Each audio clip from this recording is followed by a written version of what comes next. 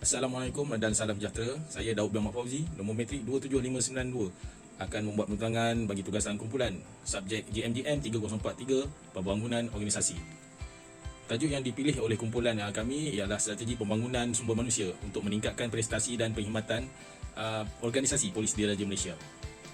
Kumpulan saya terdiri daripada 4 orang iaitu saya Daud bin Muhammad Fauzi 275972, Ibrahim bin Ca'aris 275992, Muhammad Khairul Anwar bin Borhan 276029 dan Muhammad Azhar bin Zakaria 276068. PDRM telah menerapkan inisiatif pembangunan sumber manusia bertaraf dunia pada tahun 2020 dengan memasukkan pembangunan sumber manusia sebagai elemen utama dalam pelan strategi pada 2015 hingga 2020. Mereka menganggap sumber manusia sebagai basic utama dalam menjadikan perkhidmatan yang berkualiti kepada masyarakat.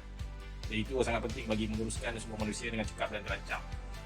PDRM dalam usaha untuk menjadi sebuah institusi polis bertaraf dunia telah menyusun beberapa langkah dan inisiatif yang diambil terutamanya dalam pengurusan sumber manusia. Ini merupakan komponen utama dalam peran tindakan strategi PDRM di bawah KRA juga, iaitu pengurusan dan pembangunan modal insan. Kami telah mengambil pendekatan dengan meletakkan 10 langkah strategi untuk meningkatkan prestasi anggota polis. Yang pertama adalah penilaian prestasi yang objektif bagi memastikan keadilan dan keterusan dalam menilai prestasi anggota polis. Kedua adalah latihan dan pembangunan yang berterusan, iaitu bagi dan menjadikan pelbagai program untuk meningkatkan kemahiran anggota polis. Ketiga adalah menggalakkan inovasi dan peningkatan, iaitu mampu mendorong anggota polis untuk memberikan idea inovatif bagi peningkatan operasi. Keempat adalah pengiktirafan prestasi, iaitu memberikan pengiktirafan sewajarnya untuk pencapaian cemerlang. Kelima adalah konsultasi dengan kesatuan sekerja, iaitu melibatkan wakil kesatuan sekerja dalam perbincangan berkaitan gaji dan kenaikan pangkat. Keenam adalah laluan kenaikan pangkat yang jelas, iaitu menyediakan laluan kenaikan pangkat yang terstruktur. Ketujuh adalah sistem pengekalan dan balik ganti yang baik bagi memastikan persekitaran kerja yang selamat, sihat dan adil. Kelapan adalah teknologi untuk peningkatan operasi, iaitu PDRM perlu melabur dalam mendapatkan teknologi bagi menjalankan tugas yang lebih efisien. Kesembilan adalah program kesejahteraan emosi, iaitu menyediakan sokongan emosi dan konseling bagi mengatasi tekanan. Yang ke-10 pula adalah kerjasama dengan agensi luar. Bekerjasama dengan agensi luar untuk mendapatkan sokongan tambahan bagi meningkatkan prestasi PDRM. Dengan langkah-langkah ini, PDRM dapat meningkatkan prestasi anggota polis dan mempertimbangkan peningkatan gaji serta kenaikan pangkat yang lebih baik sebagai penghargaan bagi sumbangan mereka dalam menjaga keselamatan dan ketenteraman masyarakat. Tugas Polis Diraja Malaysia ialah memelihara keselamatan dan ketenteraman negara. Dengan struktur yang teratur dan peranan yang jelas, PDRM memainkan peranan utama dalam menjaga keselamatan dan ketenteraman Malaysia serta menangani kes-kes jenayah dengan cekap. PDRM merupakan badan keselamatan nasional yang mempunyai pelbagai pangkat baik pegawai dan anggota. Pusat pengurusan bagi PDRM ialah bertempat di Bukit Aman, Kuala Lumpur. PDRM mempunyai tanggungjawab yang luas, iaitu merangkumi tugasan polis am, polisikan dan bidang kuasa yang meliputi segala aspek kepolisan. Jabatan Siasatan Jenayah memainkan peranan utama dalam penyiasatan dan pendakwaan terhadap kes-kes jenayah. Cawangan khas pula merupakan cawangan yang menguruskan pengumpulan maklumat dan risiko keselamatan. Bagi logistik dan kewangan pula, Jabatan Logistik menyokong PDRM dalam aspek kewangan, bekalan dan persenjataan. Jabatan Siasatan Jenayah Komersial pula memfokuskan kepada penjenayah berkuda putih. Tujuan dan kepentingan diagnosis dilakukan adalah mengenal pasti isu-isu yang terlibat dalam pengurusan sumber manusia berkaitan dengan teknostruktur dan strategi PDRM. Dengan itu, PDRM dapat meningkatkan pengurusan sumber manusia dan struktur organisasi untuk mendapatkan prestasi yang lebih baik. Antara isu-isu yang menjadi perhatian adalah berkaitan dengan ganjaran dan penilaian prestasi. Ini juga merujuk kepada keberkesanan struktur organisasi, kesesuaian teknostruktur, keselarasan dengan strategi dan manfaat diagnosis. Manfaat diagnosis dapat memberi panduan dalam merancang strategi peningkatan prestasi dan kepuasan anggota polis. Seterusnya adalah berkaitan dengan menilai situasi semasa organisasi. Tujuan penilaian ialah mengenal pasti masalah dan cabaran dalam pengurusan sumber manusia, teknostruktur dan strategi organisasi. Penilaian situasi semasa adalah langkah penting dalam perjalanan menuju pengurusan sumber manusia yang lebih baik, struktur organisasi yang efisien dan strategi yang berkesan dalam PDRM. Keputusan bagi penilaian adalah untuk memahami isu-isu yang perlu diatasi dalam usaha meningkatkan prestasi dan keberkesanan organisasi. Dalam masa yang sama dapat merancang tindakan perbaikan yang sesuai dan penyelarasan matlamat dengan keperluan sebenar organisasi. Dan dapat meningkatkan pengurusan sumber manusia, teknostruktur dan strategi organisasi bagi prestasi yang lebih baik. Memberi serta mendapatkan maklumat. Proses memberi serta mendapatkan maklumat adalah kunci dalam diagnosis organisasi PDRM. Maklumat yang diperolehi dapat membantu mengenal pasti isu-isu utama dan punca masalah berkaitan dengan pengurusan sumber manusia, teknik struktur dan strategi organisasi. Dengan data yang kukuh, keputusan dan penyelesaian yang lebih tepat dapat dirancang untuk meningkatkan prestasi dan keberkesanan organisasi. Antara langkah-langkah yang digunakan bagi mendapatkan maklumat adalah melalui proses tengkual, orang kaji selidik dan analisis dokumen. Seterusnya adalah memantau usaha-usaha perubahan.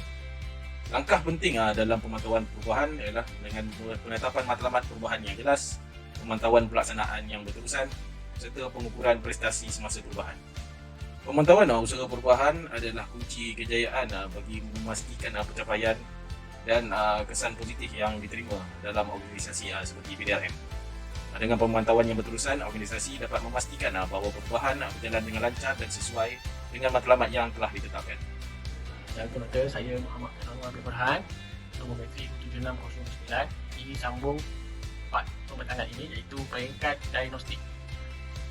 Organisasi diagnostik pada peringkat ini membantu PDRM memahami faktor persekitaran ini terhadap operasi dan matlamat organisasi. Ia membolehkan perancangan tindakan yang sesuai untuk menangani cabaran yang timbul daripada faktor-faktor ini. Dalam konteks penilaian kenaikan gaji dan pangkat anggota PDRM, pemahaman terhadap faktor-faktor ini penting untuk membuat penilaian yang holistik dalam persekitaran yang sentiasa berubah. Seterusnya, kumpulan. Penilaian peringkat kumpulan adalah kunci dalam memastikan bahawa setiap bahagian dalam PDRM bergerak seiring dengan matlamat dan objektif organisasi secara keseluruhannya. Ini membantu dalam peningkatan koordinasi, kerjasama dan prestasi keseluruhan organisasi. Seterusnya, individu. Dengan diagnostik individu yang sistematik, PDRM memastikan anggota polisnya berprestasi pada tahap tertinggi, meningkatkan kepuasan kerja mereka dan menyokong perkembangan profesional. Ini memberi sumbangan yang signifikan kepada peningkatan prestasi perkhidmatan dan prestasi keseluruhan organisasi. Seterusnya, di peringkat diagnostik kita ada 3 bahagian. Yang pertama, organisasi, kumpulan dan individu. Kita lihat dulu organisasi. Di elemen organisasi mempunyai 4 persekitarannya. Yang pertama, politik, teknologi, ekonomi dan sosial. Sebagai contoh untuk politik, perubahan undang-undang dasar keselamatan, ketadbiran kerajaan dan hubungan agensi lain. Yang kedua, teknologi. Sebagai contoh, kemajuan teknologi dalam pemantauan sistem maklumat atau peralatan keselamatan.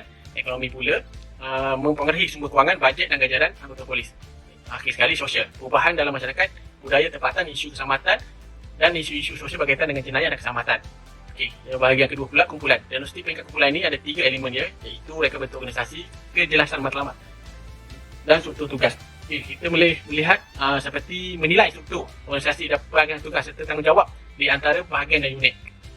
Selain itu, memastikan bahawa bahagian-bahagian memahami matlamat organisasi secara jelas dan memahami peranan mereka dalam mencapai matlamat tersebut. Yang akhir sekali, struktur tugas memastikan pemahaman tentang struktur dan tanggungjawab dalam setiap bahagian. Ini melibatkan pemahaman tentang siapa yang bertanggungjawab untuk melakukan tugas tertentu. Yang akhir sekali, individu. Tujuan utama penilaian ini adalah yang pertama, penilaian prestasi kerja, pembangunan profesional dan meningkatkan prestasi keseluruhan. Okey, kita dapat lihat sebagai contoh menilai prestasi kerja, menentukan pencapaian sasaran prestasi yang ditetapkan. Seterusnya, mengenal pasti keperluan latihan dan pembangunan yang diperlukan untuk meningkatkan kemahiran dan kecekapan anggota polis dalam menjalankan tugas. Akhir sekali, dengan ini meningkatkan prestasi individu PDRM ke arah peningkatan prestasi organisasi secara keseluruhan. Ini boleh menghasilkan pengiktirafan seperti kenaikan pangkat, gaji dan setipan bagi anggota polis yang prestasi cemerlang. Dalam bab ini juga, kita ada cadangan perubahan. Yang pertama, penambahbaikan proses pengambilan, meningkatkan kecekapan dalam pengambilan pekerja baru. Yang kedua, pelaksanaan sistem penilaian prestasi yang adil. Sebagai contoh, mengekalkan keadilan dan objektiviti dalam penilaian prestasi. Yang akhir sekali, perstrukturan semula organisasi, iaitu distribusi tugas dan tanggungjawab yang lebih cekap. Seterusnya, di bahagian ini, kita dapat lihatlah kaedah diagnostik yang kita gunakan melalui hasil terbual, bermula daripada superintendent hingga ke last corporal seramai 10 orang. Itu 40% perempuan dan 60% itu lelaki. Dan pelbagai peringkat umur, bermula daripada umur 20 tahun ke 60 tahun. Jadi, ringkasan analisis kajian mendapati pelbagai perspektif daripada pelbagai peringkat dan umur dalam PDRM. Data kajian memberi pandangan holistik tentang isu-isu pengurusan sumber manusia, teknik struktur dan strategi organisasi. Maklumat hasil kita dapat membantulah organisasi merancang tindakan perbaikan dan meningkatkan prestasi keseluruhan. Assalamualaikum Doktor, nama saya Muhammad Azhar bin Zakaria, matrik nombor 6068. Dan lebih dahulu saya mengucapkan terima kasih kepada rakan seperjuangan saya, Encik Muhammad Khairul Anwar, atas keterangan yang telah disampaikan. Sini saya sambung sikit lagi, iaitu isu masalah dalam kajian terbahagi kepada 3, iaitu pengurusan sumber manusia, proses manusia dan teknostruktur. Okey, bagi pengurusan sumber manusia, dia terbahagi kepada 3, penilaian prestasi, ganjaran dan kepuasan pekerja. Penilaian prestasi keperluan untuk sistem penilaian prestasi yang lebih efektif dan adil. Manakala ganjaran pula memastikan ganjaran setimpal dan usaha anggota polis. Kepuasan pekerja mana penting untuk meningkatkan kepuasan anggota polis terhadap keadaan kerja. Yang kedua, proses manusia. Proses manusia terbahagi pula kepada 4, iaitu pembangunan sumber manusia, strategi pengurusan sumber manusia, keselamatan dan kesihatan pekerja dan perbelanjaan sumber manusia. Okey, daripada segi pembangunan sumber manusia, perlu program pembangunan sumber manusia yang berkesan. Dan manakala daripada pengurusan sumber manusia pula, penting untuk membangunkan strategi yang memilih keperluan organisasi dan keselamatan dan kesihatan pekerja, perlu pemantauan dan pemantauan yang cekap, perbelanjaan sumber manusia, pengurusan perbelanjaan yang berpatutan dan berkesan. Manakala teknostruktur pula, struktur organisasi perlu penstrukturan semula bagi meningkatkan infleksi dan aktiviti. Pengalihan dan tanggungjawab pula penting untuk ditembusi tugas dan bertanggungjawab yang lebih jelas dalam organisasi. Analisis data. Okey, analisis data terbahagi kepada 3, iaitu pendekatan analisis, tokelan terhadap perubahan dan hasil analisis. Okey, pendekatan analisis iaitu data dikumpul daripada pelbagai sumber termasuk laporan, temu bual dan perbincangan. Kaedah analisis kandungan dan analisis daya medan digunakan secara sistematik dan saintifik. Pendekatan kualitatif digunakan untuk menganalisis pola maklumat dengan mendalam. Okey. Nombor 2, tolakan terhadap perubahan. Terdapat 2 tolakan yang mempengaruhi proses perubahan, iaitu tolakan dari kekitangan yang tidak mahu berubah disebabkan keselesaan dengan status quo. Tolakan dari persekitaran luar yang mendorong perubahan disebabkan persaingan dan perkembangan teknologi. Okey, nombor 3, hasil analisis. Hasil analisis pula, analisis data membantu pemahaman mendalam tentang isu-isu yang perlu diatasi. Selain itu, merangkumi langkah-langkah untuk mengatasi tolakan terhadap perubahan dan memastikan manfaat kepada organisasi. Intervensi perubahan yang dicadangkan, iaitu intervensi dia terbahagi kepada 4, iaitu strategi, proses, sumber dan teknostruktur. Okey, yang pertama daripada segi strategi, iaitu bengkel perancangan strategi untuk merancang strategi jangka panjang, mengenal pasti maklumat dan matlamat organisasi secara jelas, menyesuaikan diri dengan perubahan persekitaran luar termasuk persaingan dan teknologi. Okey, manakala proses pula mendorong kepada kerja berpasukan untuk meningkatkan prestasi dan kepuasan pekerja, mencapai budaya organisasi yang kondusif untuk kerja berpasukan dan memberikan latihan dan kawalan perjalanan pasukan. Manakala dari segi sumber pula, meningkatkan pengurusan sumber manusia melalui program pengambilan, latihan pembangunan dan kepuasan pekerja. Mengatasi masalah yang dikenal pasti dalam diagnosis seperti motivasi dan ketidakhadiran yang tinggi. Dan yang terakhir, teknostruktur, iaitu perubahan dalam aliran kerja dan struktur organisasi, meningkatkan efektivitas dan produktiviti organisasi dan penyelarasan dengan jabatan lain untuk perkhidmatan yang cekap. Langkah-langkah menjalankan intervensi perubahan. Langkah-langkah menjalankan intervensi perubahan ini terbahagi kepada 6, iaitu yang pertama, penilaian awal, iaitu lakukan penilaian awal mengenai keadaan sumber manusia dalam PDRM dan analisis kesejangan antara keperluan sumber manusia dan keadaan semasa dalam matlamat organisasi. Nombor 2 pula, penilaian keperluan perubahan, iaitu menilai kesan perubahan sumber manusia terhadap orientasi dan organisasi, dan tentukan keperluan untuk pembentulan atau penyesuaian. Manakala isu yang ketiga pula, iaitu langkah yang ketiga pula, pembangunan sumber manusia. Integrasikan perubahan dalam program pembangunan sumber manusia, tingkatkan latihan pembangunan kemahiran dan pengurusan presentasi. Nombor 4, pelaksanaan perubahan. Pelaksanaan perubahan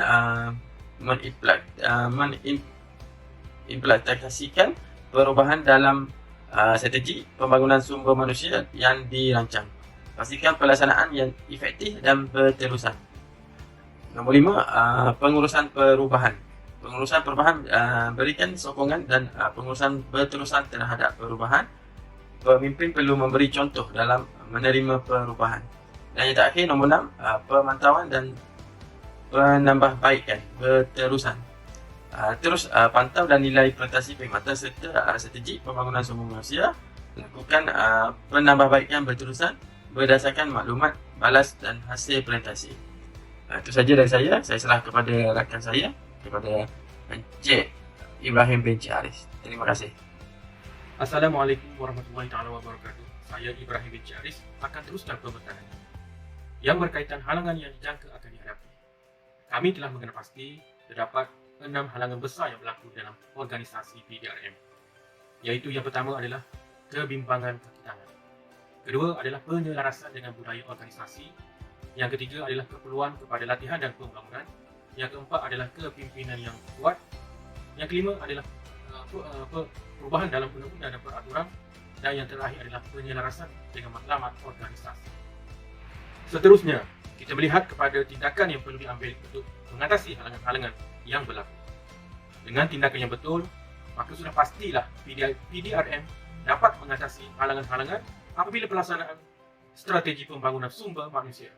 Ianya bertujuan untuk meningkatkan prestasi di dalam organisasi.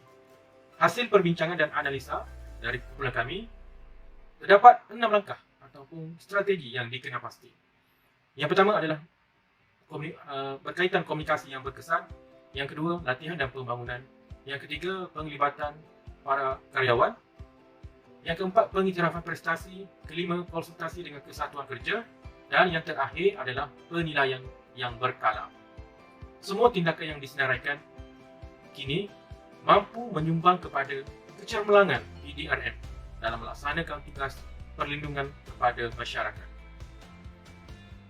Kesimpulan, dalam era yang sentiasa berubah dan mencabar, PDRM perlulah sentiasa menilai dan mengadaptasikan strategi pembangunan sumber manusia mereka untuk memenuhi keperluan semasa. Hal ini termasuklah menghadapi cabaran teknologi dan persekitaran yang sentiasa berubah. Walau bagaimanapun, dalam menghadapi cabaran globalisasi dan tuntutan yang semakin meningkat dari masyarakat, PDRM perlulah terus berusaha untuk pastikan bahawa kemudahan dan pembangunan yang disediakan mencukupi dan setimpal dengan tugas dan tanggungjawab anggota polis. PDRM perlulah terus berkomunikasi dengan wakil kesatuan kerja untuk pastikan perbincangan tentang gaji dan kenaikan pangkat adalah adil dan berintegriti. Sekian, terima kasih.